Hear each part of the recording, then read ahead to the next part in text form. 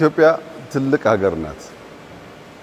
በሳይዟ፣ በታሪኳ፣ በሀብቷ ልክ ራሷን ጠብቃ ለልጆቿ መሸጋገር መቻሏን ማረጋገጥ ያስፈልጋል። ከዚህ ቀደም ኢትዮጵያ ውስጥ በተወሰነ ደረጃ ጥይት መሳሪያ የማምረት ሙከራዎች ነበሩ።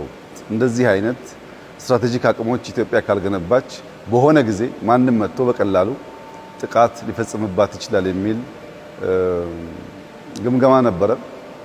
2014 ጥይት እንገዛ ነበር።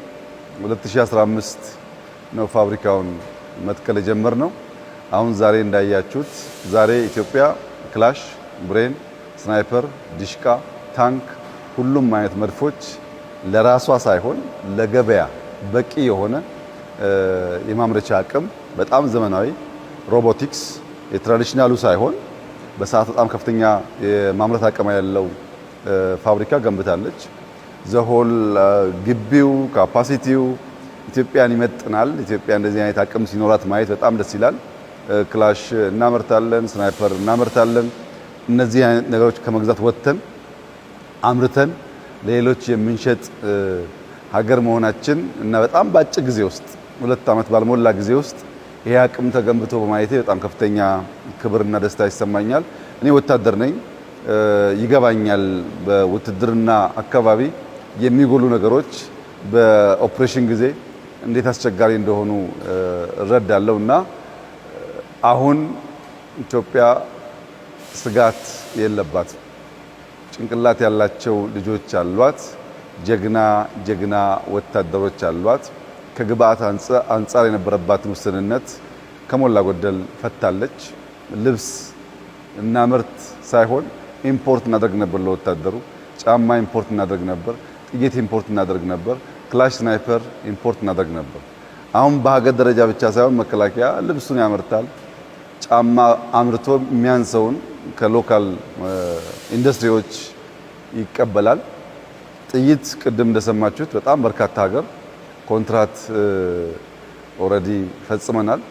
በዚህ 3 ወር ብቻ ከ30 ሚሊዮን ያላነሰ ዶላር ሽያጭ ሽጠናል እና ማምረት መሸጥ ስለቻል አሁን ኢትዮጵያን የማጽናት ኢትዮጵያን የማስቀጠል ለልጆቻችን በአማረና በተሻለ ደረጃ የማስረከቡ ነገር በጣም መስመር እየያዘ በሁሉም መስክ እመርታዎቹ እየታዩ የተጨበጡ መጥተዋል። በግብርና ያመጣነው ውጤት ይታወቃል። በኢንቫይሮንመንት ያመጣነው ውጤት ይታወቃል። በማዕድን ያመጣነው ውጤት ይታወቃል። በአይሲቲ እና ቴክኖሎጂ ያመጣነው ውጤት ይታወቃል። አሁን ደግሞ በወታደራዊ አቅም በተለይ በኢንዱስትሪው በዚህ ዓመት ከፍተኛ ትኩረት ከተሰጠው ሴክተር አንዱ ከአምስቱም ፒላርስ ኢንዱስትሪ ነው። እስከ 12% እድገት ይጠበቅበታል።